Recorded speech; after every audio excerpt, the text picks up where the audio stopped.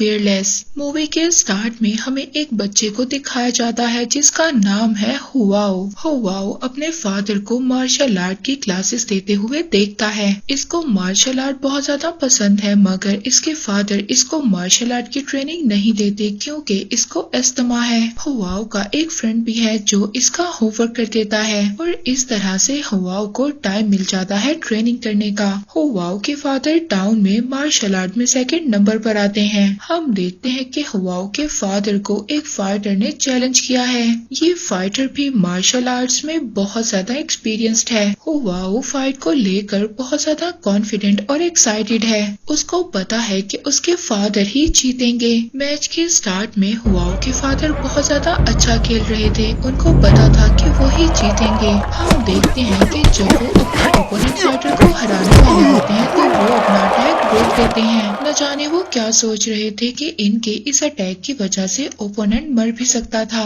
अब opponent fighter हुआओ के father का सीधेपन का फायदा उठाकर इन पर अटैक करना शुरू कर देता है और बहुत ही बदतमीजी के साथ बिना रूल्स को फॉलो करते हुए हुआओ के फादर को हरा देता है। हुआओ इस इंसिडेंट की वजह से बहुत ज्यादा दुखी था। तभी हम देखते हैं कि उसी आदमी का बेटा आकर हुआओ को चैलेंज करता है। वो कहता है कि मेरे फादर ने तुम्हारे फादर को हराया और अब मैं भी तुम्हें हरा दूंगा, मगर हुआओ इसके चैलेंज को एक्सेप्ट करता है। इन दोनों में फाइट होती है और इसमें हुआओ हार जाता है। ये सोच रहा था कि ये अपनी फैमिली की इज्जत को बरकरार रखेगा। ये अपने फ्रेंड के साथ एक लाइब्रेरी में जाता है। वहाँ पर से एक बुक चुरा कर लाता है जिसमें कि इसी फाइट के बारे में ट्रेनिंग थी। अब ये दिन और रात आराम के बगैर ट्रेनिंग करना स्टार्ट कर देता है। अब ये जब बिल्कुल ट्रेंड हो जाता है तो ये उसी लड़के को फाइटिंग का चैलेंज करता है। यहाँ पर ये कॉन्फिडेंट था और ये खुद को प्रूफ भी करता है। ये उस लड़के से लड़ता है और उसको हरा देता है। इसके बाद मूवी में हमें 7 साल बाद का सीन दिखाया जाता है जहाँ पर हुआओ बड़ा हो गया है और इसके फादर की अब डेथ हो चुकी है और साथ ही इसकी वाइफ की भी डेथ हो चुकी है, मगर इसकी एक बेटी भी है। हुआओ ने उसको लाड प्यार से रखा हुआ है क्योंकि ये इसकी जिंदगी का फख्र है। हुआओ बहुत ज्यादा अच्छा फाइटर बन चुका है, कोई भी इसको हरा नहीं पाता। जितने भी ओपोनेंट फाइटर्स थे सभी इसके साथ लड़ते हुए हार गए थे। अब बहुत सारे लोग हैं जो इसके फैन और फॉलोअर्स बन चुके हैं, मगर अब हम देखते हैं कि इसके अंदर नखरा और गुरूर आ चुका है और ये अपने फादर के प्रिंसिपल्स को भी भूल चुका है। ये बहुत ज्यादा पार्टीज करता है। अक्सर तो ये बार में इतनी ज्यादा पीता है कि इसकी बेटी घर में इसका वेट ही करती रहती है। ये अपनी फैमिली को ज्यादा टाइम नहीं दे पाता और इस पर कर्जा भी बहुत ज्यादा चढ़ गया है और इसको दुनिया की कोई भी परवाह नहीं है। एक शाम जब ये अपने बेस्ट फ्रेंड के रेस्टोरेंट में था, इसका बेस्ट फ्रेंड एक बहुत अमीर आदमी बन चुका है और इसका अपना एक रेस्टोरेंट भी है। हुआओ अब वहाँ पर भी बहुत ज्यादा पीता है और अपने फॉलोअर्स को भी खाना और बहुत ज्यादा पीने का देता है। हुआओ के बेस्ट फ्रेंड को उसका असिस्टेंट कहता है कि हुआओ पर बहुत ज्यादा कर्जा है और उसने आपका भी बहुत ज्यादा कर्जा देना है। तो बेस्ट फ्रेंड हुआओ को समझाता है जो आज तुम्हारे फैन और फॉलोअर्स हैं वो सिर्फ तुम्हारे पीछे इसलिए हैं क्योंकि तुम उनको बहुत ज्यादा खाना देते हो। तुम्हें चाहिए कि तुम अपनी हैबिट्स को बदलो, मगर हुआओ को इसकी बातों का कोई भी असर नहीं होता।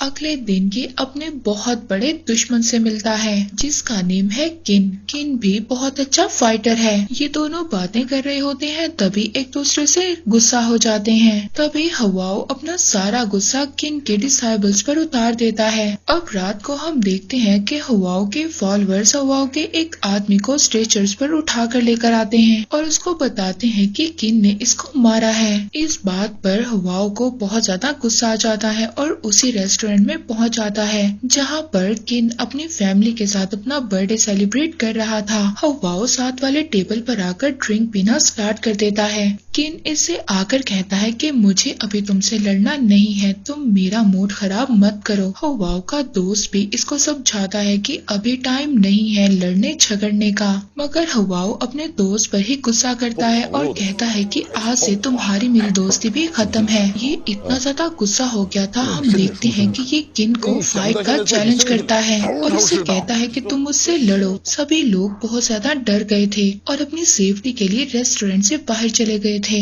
अब पीछे किन और हुआओ रह गया था। इन दोनों के दरमियान हमें बहुत ही जबरदस्त इंटेंस बैटल देखने को मिलती है। ये दोनों एक दूसरे की जान के दुश्मन बन चुके थे। हुआओ तो ज्यादा ही गुस्से में था। ये आखिरकार किन को उसकी चेस्ट पर वार कर उसको मार देता है और अब वो मर जाता है। हुआओ जब अपने घर आता है तो घर आकर देखता है कि इसकी मदर भी मर चुकी हैं। बेड पर इसकी मदर की डेड बॉडी पड़ी थी। ये नहीं जानता था कि इनके साथ ऐसा कैसे हुआ और तभी इसको याद आता है कि किन के आदमियों ने जरूर मेरे घर वालों को मारा है और ऐसा ही था। किन के फॉलोअर्स ने इसके घर वालों को आकर मार दिया था।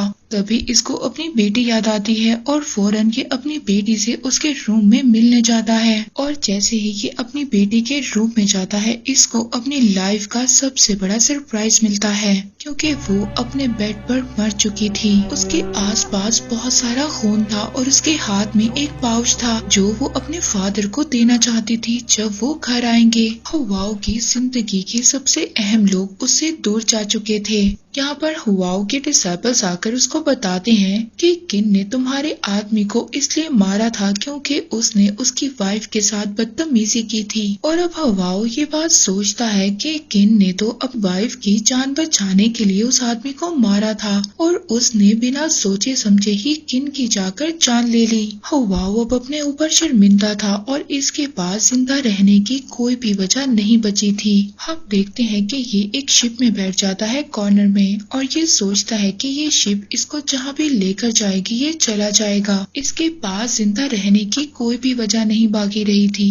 6 महीनों तक तो ये गलियों में आवारा भटकता रहता है और एक दिन ये मरने की भी कोशिश करता है मगर लोग इसको दरिया में बहते हुए बचा लेते हैं। वो लोग इसको अपने ट्राइब में लेकर आते हैं और इसकी बहुत ज्यादा केयर करते हैं। और अब जब इसको होश आता है तो ये बहुत ज्यादा डिप्रेशन में था और किसी से भी बात नहीं कर रहा था। पर तभी एक औरत जो कि अंधी है, उसका नाम मून है, वो इसका ख्याल रखती है। वो इसके बारे में परेशान रहती है, इसको खाना खिलाती है और उसे यकीन है कि एक ना एक दिन ये इंसान बिल्कुल ठीक हो जाएगा। अब एक दिन यही लेडी मून जब हुआओ के बाल काट रही थी और तभी इसको ये एहसास होता है कि हुआओ को होश आ गया है। ये हुआओ को बाहर लेकर जाती है, ये इसको रिवर पर लेकर जाती है, ये इसको साफ करती है। इस दिन के बाद हुआओ अब इनकी कम्युनिटी का मेंबर बन चुका था। ये इनके फॉर्म पर भी जाता है और वहाँ पर जाकर काम भी करता है। हम देखते हैं कि आहिस्ता आहिस्ता हुआओ और मून एक दूसरे को पसंद करने लगे हैं। एक दिन जब कबीले के बच्चे साथ वाले कबीले की गाय चुरा कर ले आते हैं, हम देखते हैं कि बच्चों की दादी और मून जाकर उस कबीले के हेड से माफी मांगते हैं मगर उनका कहना था कि बच्चों को सजा जरूर दी जाएगी और जो भी गलती करेगा उसको भी सजा जरूर दी जाएगी और उनकी सजा बहुत ज्यादा सख्त है। तभी हुआओ कबीले के सरदार से आकर कहता है कि वो बच्चों की जगह पर सजा लेगा मगर इसकी सजा जरा मुख्तलिफ थी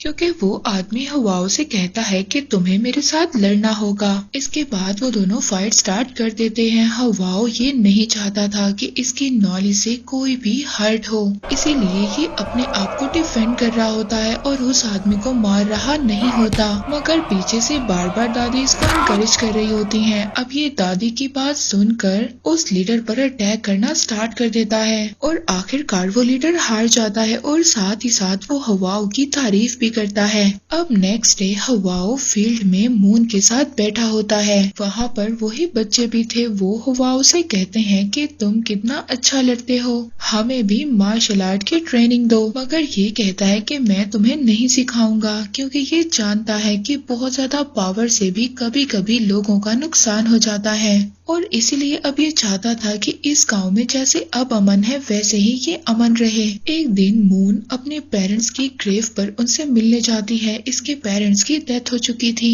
यहाँ पर हुआओ को भी अपने पेरेंट्स की याद आती है। ये उनसे मिलना चाहता था, ये उनकी कब्र पर जाना चाहता था, उनसे मिलना चाहता था। अब ये वापस अपने गाँव जाने का प्लान करता है और ये मून को भी बताता है। मून यहाँ पर बहुत ज्यादा खुश थी और इससे कहती है कि मैं तुम्हारा इंतजार करूंगी। हवाओ जब अपने गांव पहुंचता है तो इसका गांव एक बहुत ही अलग जगह बन चुका था। वहाँ की डायनेस्टी गिर चुकी थी, बहुत सारी नेशंस ने चाइना पर अटैक किया था और यहाँ पर बहुत सारे फॉरेन रेजिडेंट्स आ चुके थे और साथ साथ यहाँ का कल्चर भी चेंज हो चुका था। हवाओ अपने घर में जाता है जहाँ पर इसका बचपन गुजरा था। वहाँ पर इसको इनकी फैमिली का सर्वेंट भी मिलता है, वो इसका वेलकम करता है। हवाओ अब अपने फादर की कब्र पर जाता है और वो अपने फादर से जाकर माफी मांगता है। अब इसको ये बात समझ आ गई थी कि जब उसके फादर की लड़ाई हुई थी तो वो लड़ाई में हारे क्यों थे, क्योंकि इसके फादर जानते थे कि लोग पावर में कभी कभी दुश्मन भी बन जाते हैं, क्योंकि वो ये नहीं चाहते थे कि उनकी वजह से उसकी फैमिली को कोई नुकसान हो। यहाँ पर हमें एक रेसलर के बारे में भी पता चलता है जो लोगों को चैलेंज कर रहा है फाइट का। ये बहुत अच्छा रेसलर है, आज तक इसको कोई भी नहीं हरा पाया। वो अपनी विक्ट्री को लेकर कॉन्फिडेंट है। यहाँ पर हवाओ भी इसके बारे में न्यूज पढ़ता है और अब ये उसको चैलेंज करना चाहता है। हवाओ अपने दोस्त के पास भी जाता है और उससे माफी मांगता है कि कुछ साल पहले उसने बहुत ज्यादा गलत किया था और साथ ही में ये किन के फैमिली के पास भी जाता है, उनसे भी माफी मांगता है। हवाओ अपने फ्रेंड को बताता है कि मैं पहले जैसा नहीं रहा, मैंने अपने एक्शन से बहुत कुछ सीखा है।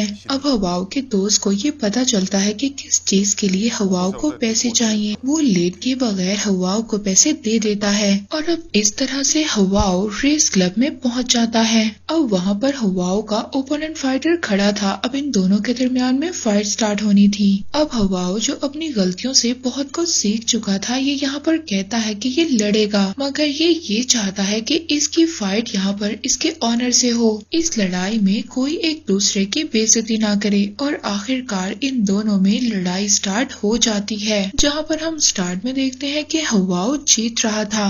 अब तभी वो दूसरा आदमी जो किलों पर गिरने वाला था और उस पर गिरने की वजह से बहुत ज्यादा जख्मी हो सकता था, जिसे उसकी जान भी जा सकती थी, इसीलिए हवाओ अब उसकी जान बचाता है। इसका ओपोनेंट फाइटर एक अच्छा स्पोर्टमैन था, इसीलिए अब वो अपनी हार मान जाता है और हवाओ को बहुत ज्यादा ऑनर के साथ उसकी जीत की मुबारकबाद देता है। अब इस सिंगल फाइट की वजह से हवाओ की फेम दिन ब दिन बढ़ती जा रही थी। इसके बाद हवाओ अपने दोस्त से मिलता है जो कि इसको बताता है कि उन्होंने एक एथलेटिक एसोसिएशन बनाई है। वहाँ पर ये चाइनीज स्टूडेंट्स को ट्रेनिंग देते हैं। साथ ही में हम एक फॉरेन चैम्बर देखते हैं जो हवाओ की बढ़ती पॉपुलैरिटी के बारे में जानते हैं और वो चाहते हैं कि हवाओ चाइनीज पीपल के दरमियान और ज्यादा मशहूर ना हो और वो इस बात से डरे हुए हैं कि हवाओ कहीं फॉरेन प्लेयर्स को ना हरा दे। और अब वो ये चाहते थे कि नेक्स्ट जो मैच हो इसमें हवाओ हारे। अब उन लोगों को ऐसा ओपोनेंट फाइटर चाहिए था जो हवाओ को हरा सके। इसके लिए एक बैठा हुआ आदमी यहाँ पर प्रॉमिस करता है कि इस बार हवाओ हारेगा। उस आदमी का नाम है मिस्टर मीटा। वाओ फाइट में पार्टिसिपेट करने के लिए रेडी हो जाता है। मिस्टर मीटा ही जाकर उसको कन्विंस करता है। इसके बाद हवाओ अपने ओपोनेंट से मिलता है जिसके साथ इसकी लड़ाई होगी। वो भी अच्छा एक स्पोर्ट्समैन है। आखिरकार फाइट का दिन आ जाता है। अब हवाओ के सामने 3 फाइटर्स आते हैं। ये उनके साथ अच्छा सा लड़ता है। ये सभी फाइटर इसके सामने 2 मिनट से ज्यादा टिक नहीं पाते। इसके बाद इसका मेन ओपोनेंट सामने आता है जिसके बारे में आप लोगों को पहले भी बताया। ये इससे आकर कहता है कि पहले मैच अनफेयर रहे हैं, क्या हमें दोबारा से रीस्केड्यूल करना चाहिए। मगर हवाओ कहता है कि कोई बात नहीं, हम ऐसे भी लड़ सकते हैं। अब इन दोनों के दरमियान मैच स्टार्ट हो जाता है। दोनों अपनी अपनी पसंद के वेपन्स चूज करते हैं। फाइट स्टार्ट होती है। ये काफी इंटेंस बैटल थी मगर एक्सीडेंटली ये दोनों अपने अपने वेपन्स चेंज कर लेते हैं। अब ओपोनेंट अपने एक्सचेंज किए हुए वेपन से लड़ नहीं पा रहा था मगर हवाओ उससे कहता है कि आप मुझसे अपना वेपन वापस ले सकते हैं। इसके बाद ये दोनों दोबारा से फाइट करते हैं। फर्स्ट राउंड में ड्रॉ होता है। ड्रॉ होने के बाद फर्स्ट राउंड के बाद ये दोनों रेस्ट करते हैं। अब हवाओ चाय पीता है मगर मिस्टर मीटा ने इसकी चाय के अंदर जहर मिला दी थी। मैच स्टार्ट होता है। हवाओ फाइट कर रहा होता है मगर तभी इसको खून की उल्टी आती है। ओपोनेंट फाइटर मिस्टर मिस्टर मीटा से कहता है कि मैच को कुछ देर के लिए रोक देना चाहिए क्योंकि फाइटर की लाइफ खतरे में है। मगर कोई भी बात इसकी नहीं सुनता और हुआओ भी लड़ना चाहता था और वो अच्छे से जानता था कि अब उसकी मौत नजदीक है, मगर मरने से पहले वो लड़ेगा। मरने से कुछ सेकंड पहले भी ये अपने ओपोनेंट के चेस्ट पर वार कर रहा होता है, मगर तभी ये अपने पंच को रोक देता है क्योंकि इसने अपनी गलतियों से सीख लिया था। वहाँ पर ओपोनेंट जो सब कुछ समझ गया था कि उसने अपना वार क्यों रोका है और वो अच्छे से जानता था कि अगर हुआओ उसको मारता तो वो जीत जाता और अब इसीलिए ये ओपोनेंट हुआओ को विनर करार देता है। एंड में हम हुआओ को देखते हैं जो अपने फ्रेंड की बाहों में मर चुका है। एंड में हम ओपोनेंट को देखते हैं जो मिस्टर मीटा से कह रहा था आपने अच्छा नहीं किया, आपने सिर्फ जीतने के लिए एक इंसान की जान ले ली। ये मिस्टर मीटा से कहता है कि आप हमारे मुल्क के नाम पर एक धब्बा है। मूवी के लास्ट सीन में हम हुआओ की स्पिरिट को देखते हैं जो कि मून के घर के सामने है। मून इसको देखकर खुश हो रही है, ये उसकी तरफ भागती हुई आ रही है। मून इसको महसूस कर सकती है इसके बावजूद कि वो अंधी है और इसी के साथ ये मूवी एंड हो जाती है।